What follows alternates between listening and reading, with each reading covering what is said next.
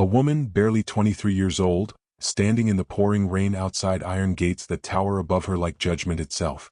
Her hands cradle her swollen belly. Her clothes are soaked through.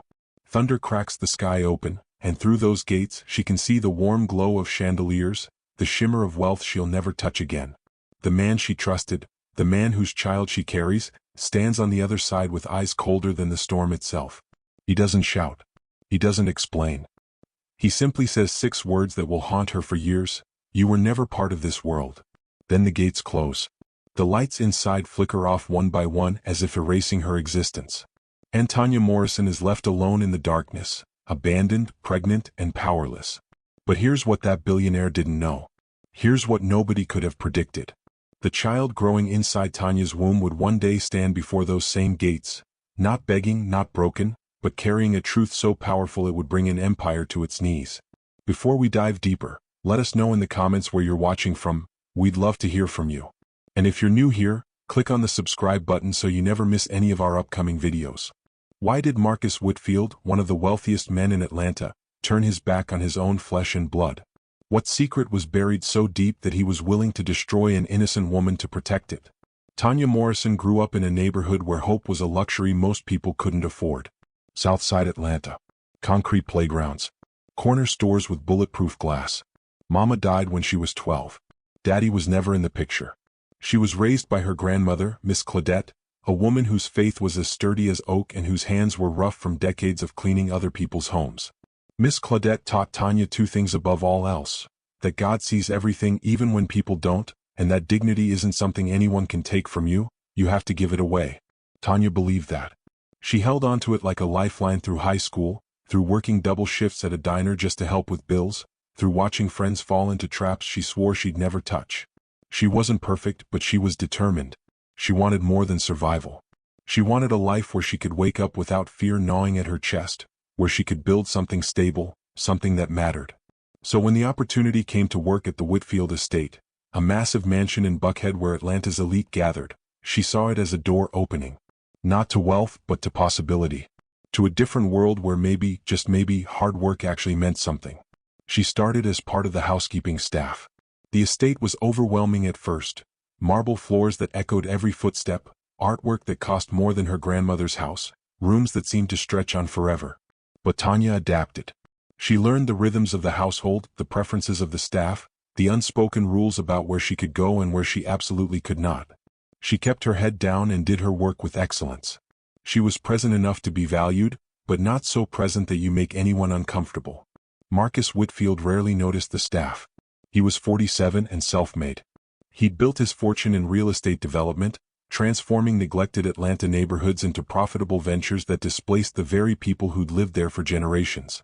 But he wore expensive suits and donated to the right charities, so the city called him a visionary. His wife, Diane, came from old Southern money, the kind that still whispered about ancestry and lineage at country club brunches. Together they were Atlanta royalty, photographed at galas, quoted in business journals, untouchable. Tanya existed in the margins of that world for almost a year before Marcus really saw her.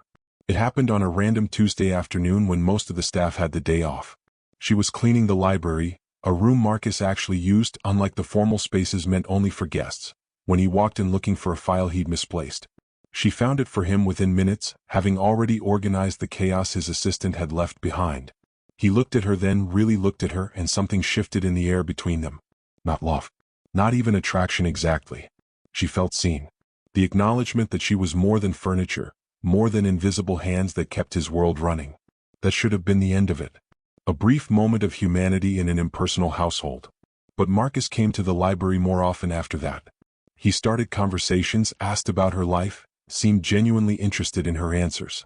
Tanya was careful at first, maintaining professional distance, but he was persistent in a way that felt flattering rather than predatory. Or at least that's what she told herself. He talked about his own childhood, growing up with nothing, fighting his way to the top. He made it seem like they had something in common, like he understood her in ways the others in his world never could. It was manipulation dressed up as connection. But Tanya was 23 and lonely and desperate to believe that someone in that house saw her as fully human. The first time he touched her hand, she pulled away. The second time she didn't.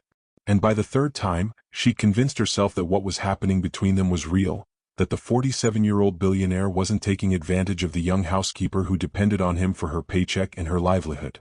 She'd convinced herself that the secret meetings in the library after midnight, the stolen moments when his wife was traveling, the promises he whispered about taking care of her, she'd convinced herself it all meant something beyond what it obviously was.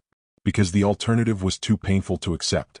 The alternative meant she was just another young black girl being used by a powerful man who would never see her as an equal, who would never risk his empire for her, who was always going to choose his reputation over her humanity. And then Tanya missed her period. Then another. And the world she'd built in her head, the fantasy where Marcus would somehow do the right thing, where their connection, that world started crumbling before she even said the words out loud. She knew. Deep in her bones, she knew exactly how this was going to end. But she told him anyway because what else could she do? She caught him alone in his office one evening, heart hammering so hard she thought it might break through her chest, and she said the words that would destroy everything, "I'm pregnant." "It's yours." Marcus's face didn't change immediately. That's what Tanya remembered most clearly later. There was no shock, no panic, no emotion at all for several long seconds. He just stared at her like she was a problem he was calculating how to solve, a business complication that required careful handling. Then he stood up, walked to the door, locked it, and turned back to her with an expression she'd never seen before. It wasn't anger exactly. It was colder than that. "You're sure?" he asked, his voice flat. She nodded, hands shaking. "How far along?" She told him. 7 weeks, maybe 8. Still early. Still something that could be dealt with quietly, which is exactly what his next words implied without stating directly. "There are options," he said carefully. "I can arrange something. A clinic. Very discreet. Very safe. You'll be taken care of financially and we can move past this." The room felt like it was closing in on her. This was the moment she'd feared but hadn't let herself fully imagine. The moment when the fantasy shattered completely and reality showed its teeth. "I can't do that," Tanya whispered, barely audible. "I can't." Marcus's jaw tightened. "You don't understand the position this puts me in," he said, and there it was, the truth she'd been avoiding all along. This wasn't about her, about them, about the child. It was about his position, his reputation, his carefully constructed world that she was now threatening simply by existing. "My marriage, my business, everything I've built, you think any of that survives if word gets out that I got the help pregnant?" The way he said, "the help," made her stomach turn. 2 months ago he'd held her face in his hands and told her she was remarkable. Now she was just the help creating problems for her employer. She tried reasoning with him. Tried appealing to the man she thought she knew, the one who'd shared his own stories of struggling and fighting to survive. "What about your faith?" she asked desperately, knowing he attended church every Sunday, sat in the front row at Greater Mount Zion Baptist where the cameras could catch him praising the Lord. "You talk about God's blessings, about doing right. Doesn't that mean something?" His laugh was bitter and short. "Don't lecture me about faith. I've done my duty to God. I've given generously to the church. I've been blessed because I've been smart. And being smart means handling situations before they become disasters." The conversation spiraled from there. Tanya refused to consider what he was suggesting. Marcus grew increasingly cold, increasingly calculating. He offered money. When she refused, he offered more money. When she still refused, the offer stopped and the threats began. Not explicit threats. Men like Marcus were too sophisticated for that, but implications clear enough to understand. "You have no proof," he said quietly. "No witnesses to anything that happened between us. If you try to claim this child is mine, I'll deny it. And who do you think people will believe? A wealthy businessman who's been married for 20 years, or a housekeeping girl looking for a payout?" The cruelty of it stole her breath. This was who he really was. This was always who he'd been. She'd just been too blind or too desperate to see it. She left his office that night knowing everything had changed. She thought maybe if she gave him time to process, he'd come to his senses. Maybe his conscience would eat at him. Maybe he'd remember the conversations they'd had, the moments that had felt real even if they weren't. She was naive enough to hope for one more week. But Marcus wasn't processing anything. He was strategizing. And his strategy involved making sure Tanya Morrison disappeared from his life completely, permanently, and quietly enough that no questions would ever be asked. 3 days later, Diane Whitfield returned from a trip to New York. 3 days later, Tanya was called into the main house by the head of household staff, Mrs. Patterson, a stern woman who'd always treated Tanya with distant professionalism. "There's been a complaint," Mrs. Patterson said, her voice clipped and formal. "About inappropriate behavior. About you making advances toward Mr. Whitfield. The words hit like a physical blow. Tanya's vision actually blurred for a moment as the accusation registered. She tried to defend herself, tried to explain, but Mrs. Patterson held up a hand. I don't want to hear it. Mr. Whitfield has been generous enough not to press charges, but your employment here is terminated effective immediately. You have 1 hour to collect your things and leave the property. Tanya's world collapsed in that moment. Not slowly, not gradually, but all at once like a building demolition. She understood immediately what had happened. Marcus had flipped the script, made himself the victim, made her the predator. And there was nothing she could do about it because he held all the power and she held none. She wanted to scream, to fight, to force someone to listen to the truth. But what was the truth worth in a world where money bought whatever narrative you needed? She gathered her few belongings in a daze. The other staff members avoided her eyes. They'd already accepted the official story. She was already erased. She walked down the long driveway toward the front gates, a security guard following at a distance to make sure she actually left. It was late afternoon, the sun beginning to set over the manicured lawns and imported trees. She'd almost made it to the street when she heard her name. She turned, and there was Marcus, standing on the front steps of the mansion, Diane beside him looking imperious and disgusted. He'd waited until she was in view, until she was vulnerable and dismissed, to deliver the final blow. Just so we're clear, he called out, loud enough for the security guard to hear, loud enough for anyone to hear. You are never to return to this property. You are never to contact me or my family. And if you try to spread lies about me, I will destroy you in ways you can't imagine. Do you understand? Tanya stood there, frozen, the weight of her situation crushing down on her. She wanted to shout back, to tell Diane everything, to expose him right there. But what came out of her mouth was barely a whisper. God sees everything. Marcus's face twisted into something ugly. Then I guess he'll see you leave. Get out. You were never part of this world. The gates opened, and Tanya walked through them into a world that suddenly felt impossibly vast and impossibly hostile. She had no job, no reference she could use, and a pregnancy that was becoming more obvious by the day. She had $73 in her bank account and a grandmother whose health was failing. And she had the crushing knowledge that the man she trusted, the man whose child she carried, had discarded her like garbage and would face no consequences for any of it. The rain started. Not a gentle spring shower, but a torrential downpour. Tanya had nowhere to go except back to her grandmother's small house in Southside, a bus ride that took 2 hours because she couldn't afford the faster routes. She sat in the back, soaking wet, watching Atlanta blur past the windows, and felt something inside her break and reform at the same time. The girl who'd believed in fairness, in the idea that good things happen to good people. If this story has your heart racing, comment, I'm still watching. Let's see who's truly following till the end. Remember to subscribe and hit the like button. Miss Claudette opened the door that night to find her granddaughter collapsed on the porch, drenched and shaking. She didn't ask questions immediately. She just pulled Tanya inside, wrapped her in blankets, made her tea and waited. When Tanya finally found words, they came out in broken pieces, fragments of truth too painful to say all at once. The job was gone. There was a baby. The father wasn't going to be in the picture. Miss Claudette's face remained calm through all of it, though her hands gripped her Bible tighter with each revelation. When Tanya finished, her grandmother was quiet for a long moment.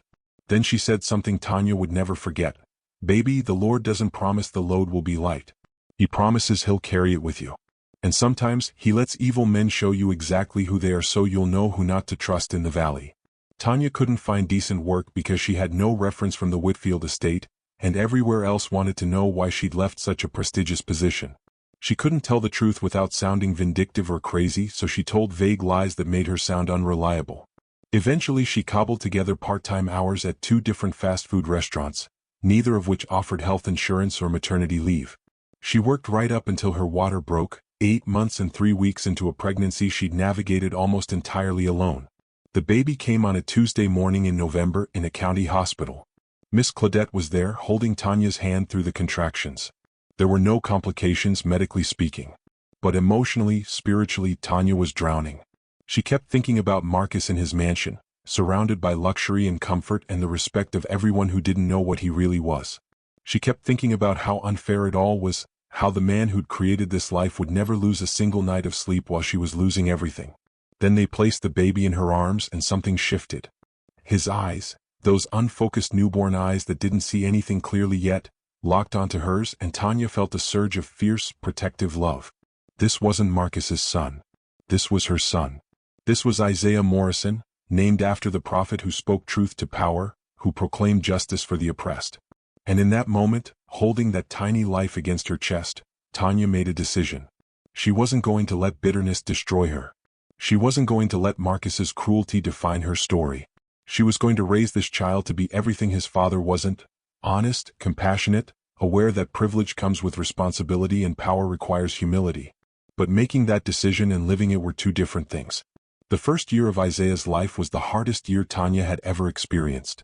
Money was a constant nightmare. Childcare was nearly impossible to arrange. She was exhausted, running on 3 hours of sleep and coffee and the stubborn refusal to give up. Miss Claudette helped as much as she could, but her health was deteriorating. Diabetes and heart disease were catching up to a woman who'd worked too hard for too many years with too little access to health care.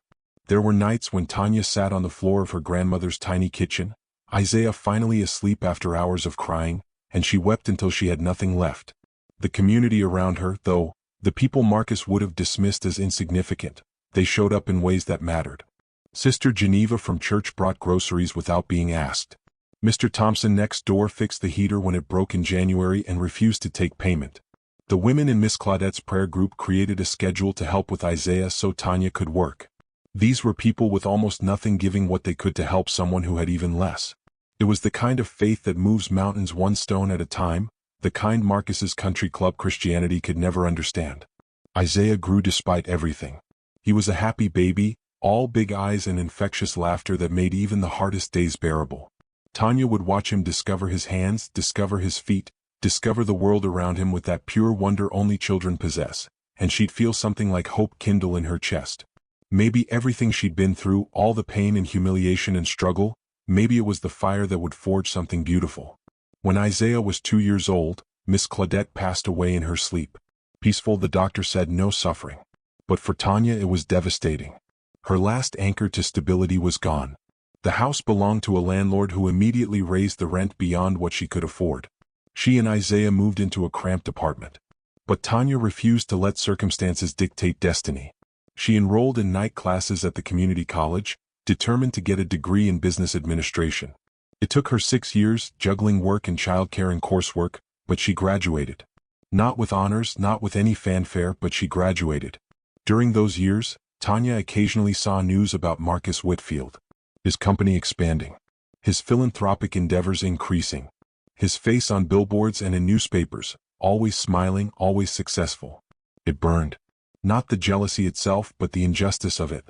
He got to move through the world, praised and respected while she struggled in obscurity, raising his child alone, dealing with consequences he'd never face. But she'd made a promise to herself in that hospital room and she kept it. She didn't seek revenge. She didn't try to expose him. She focused on building a life, on raising Isaiah, on being present for what mattered. Isaiah grew into a remarkable young man. Smart, observant, kind in ways that seemed innate rather than taught.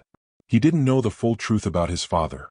Tanya had told him only that his dad wasn't in the picture, and Isaiah had accepted it with the resilience children develop when they have to. He watched his mother work multiple jobs, watched her study late into the night, watched her refuse to give up, and he absorbed those lessons without needing them spoken.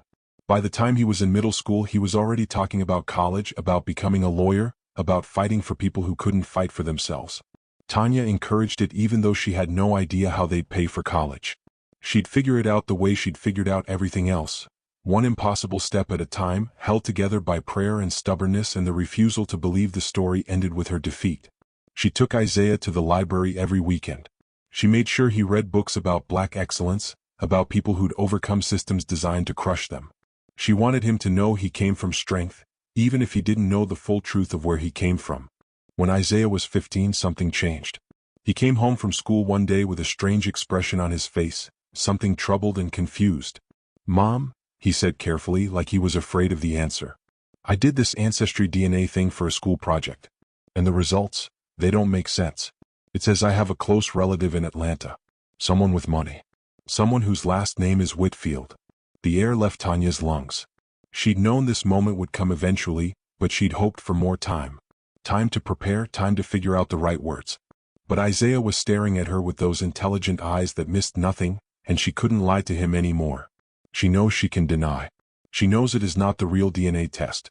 But why push the pain forward, she considered. Why cover it up and dignity it up in the future? Tanya told Isaiah everything that night. Not a sanitized version, not a gentle story designed to protect him from ugly realities. She told him the whole truth, about Marcus, about the mansion, about the manipulation and the betrayal and the way powerful men rewrite history to protect themselves. She told him about being thrown out, about the years of struggle, about choosing to focus on survival rather than revenge. She expected anger. She expected tears. What she got was something that frightened her more, a cold, calculating silence that reminded her uncomfortably of Marcus himself. So he's just out there, Isaiah finally said, his voice tight, living his best life, while you worked yourself half to death, while we struggled for everything. And he never faced any consequences. Tanya reached for his hand. Baby, sometimes justice doesn't look like we think it should. Sometimes, but Isaiah pulled away. Don't give me that. Don't tell me to forgive or move on or trust that God has a plan. That's what people say when the system protects the guilty and punishes the victims. That's what people say when they're too tired to fight back. The words cut because they were true, at least partially. Tanya had made peace with what happened to her, but that peace had cost something. And now her son, her brilliant, passionate son, was carrying anger she tried to protect him from. The next few months were tense. Isaiah became obsessed with Marcus Whitfield, researching everything about him online, reading articles, watching interviews. Tanya watched this obsession with growing unease, unsure how to redirect it without dismissing Isaiah's legitimate grief and rage. Then Isaiah did something Tanya never saw coming. He applied to Morehouse College, one of the most prestigious historically black colleges in Atlanta. When he got in with a full scholarship, Tanya was overjoyed. But Isaiah's motivations weren't purely academic. I'm going to become someone he can't ignore, he told her. I'm going to build something so undeniable that when the truth comes out, he won't be able to deny it or dismiss it. It was ambitious and frightening in equal measure. But Tanya recognized that fierce determination. It was the same force that had kept her alive through the worst years of her life. Isaiah excelled at Morehouse. He became president of the student body, graduated summa cum laude, got accepted to Yale Law School. He was brilliant and driven and focused with an intensity that seemed almost supernatural. And through it all he was planning. Not revenge exactly, but something more complex. Justice that looked like truth-telling. Accountability that looked like exposure. He was building a platform, a reputation, a voice that couldn't be silenced the way his mother's had been silenced. Meanwhile, Marcus Whitfield's empire was expanding. He'd become even wealthier, even more influential. But cracks were starting to show. Some of his real estate developments were being investigated for displacement of low-income residents. Some of his business practices were being questioned by journalists who didn't buy the philanthropist image he'd carefully cultivated. And then something happened that changed everything. A Me Too-style reckoning hit Atlanta's business community, and suddenly powerful men who'd operated with impunity for decades were being held accountable for their behavior. Isaiah saw his opening. He was now a practicing attorney with a growing reputation for taking cases that exposed systemic injustice. He'd built a media presence, a following of people who trusted him to speak truth regardless of consequences. And he'd kept one secret through all of it, his connection to Marcus Whitfield. Nobody knew. Not his colleagues, not his friends, not even the partners at his law firm. He'd been strategic, patient, waiting for the exact right moment to reveal a truth that would do maximum damage to a man who'd built his life on lies and exploitation. But before Isaiah could make his move, before he could expose Marcus publicly and force a reckoning that was years in the making, something unexpected happened. Tanya got a phone call from a lawyer she'd never heard of. The lawyer explained that Diane Whitfield, Marcus's wife of 25 years, was filing for divorce. And Diane wanted to meet with Tanya. She knew everything. She'd always known everything. And she was ready to burn Marcus's empire to the ground. The meeting took place at a coffee shop in Virginia Highland.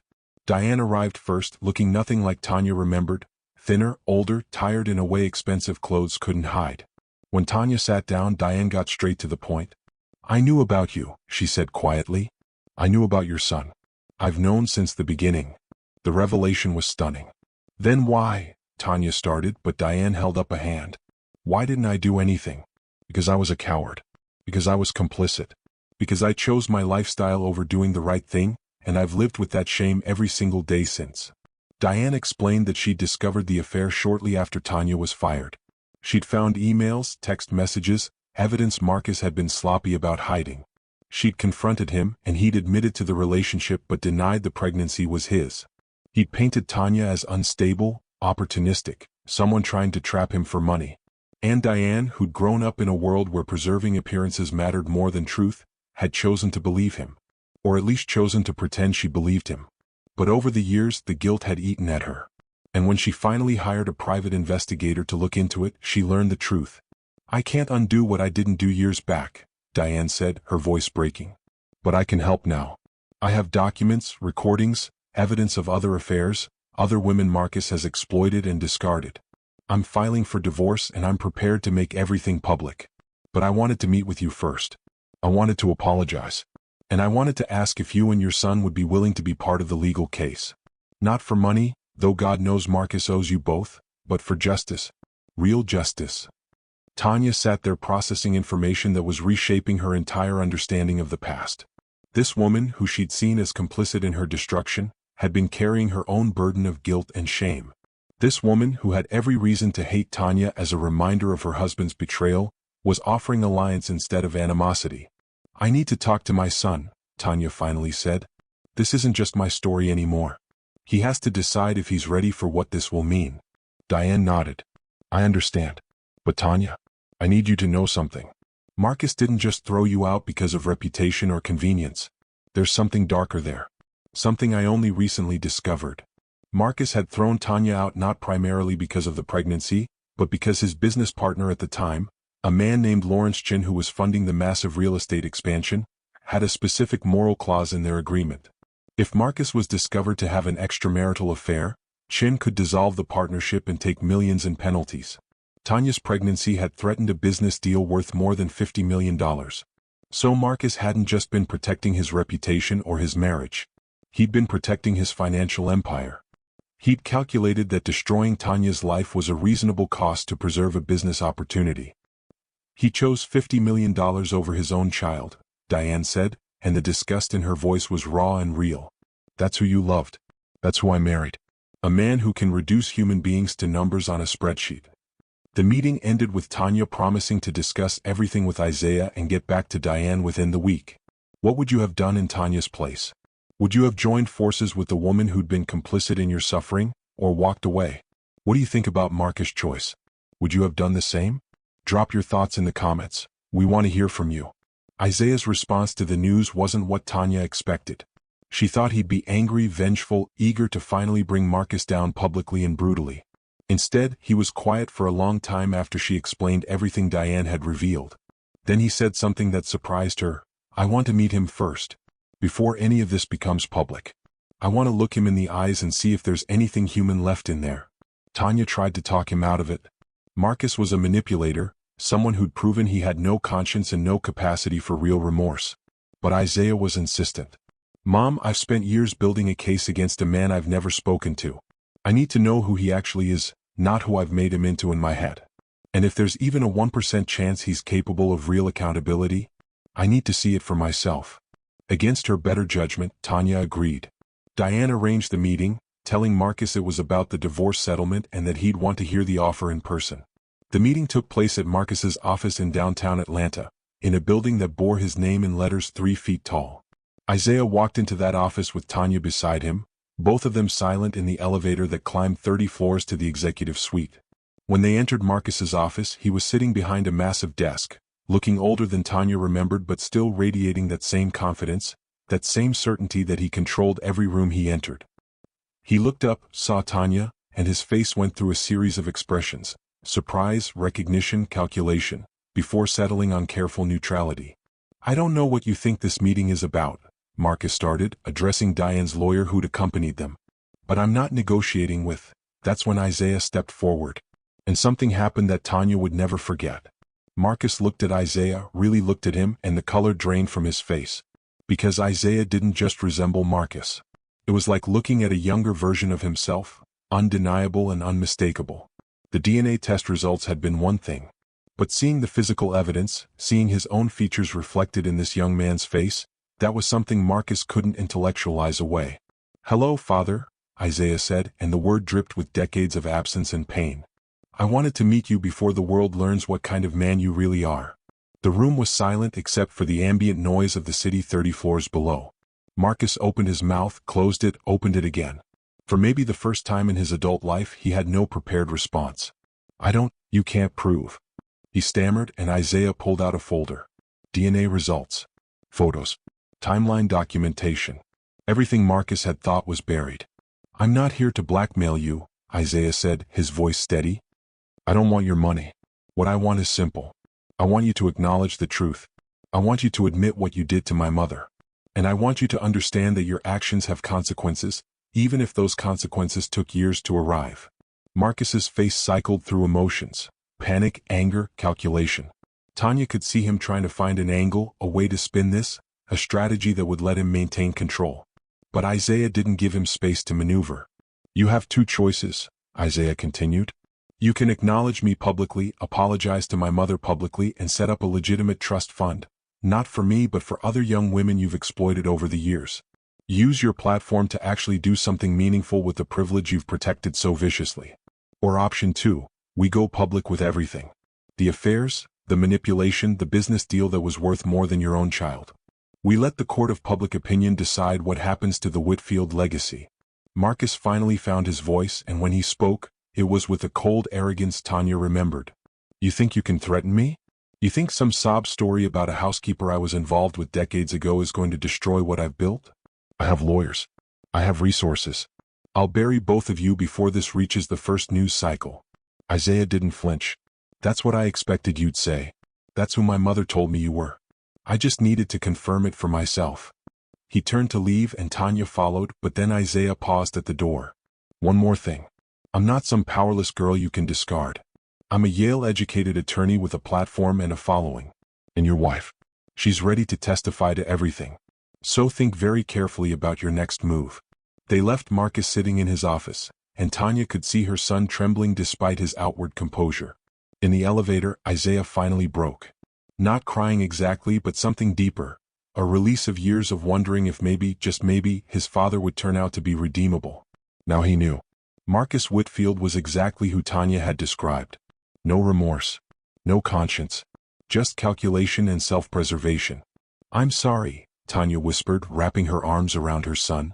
I'm sorry you had to see that. Isaiah shook his head. Don't be. I needed to know. And now I'm ready for whatever comes next. What came next was a media storm that reshaped Atlanta's power structure. Diane filed for divorce with a public statement that detailed years of infidelity, exploitation, and abuse of power. Isaiah held a press conference where he revealed his identity as Marcus Whitfield's son and detailed exactly how he'd been conceived and denied. The DNA evidence was irrefutable. The timeline was documented. And crucially, 2 other women came forward with their own stories of being exploited by Marcus when they were young, vulnerable, and economically dependent on him. The narrative Marcus had built, the self-made billionaire, the philanthropist, the pillar of the community, collapsed within weeks. Companies severed ties with him. His name was removed from buildings he'd paid to have it placed on.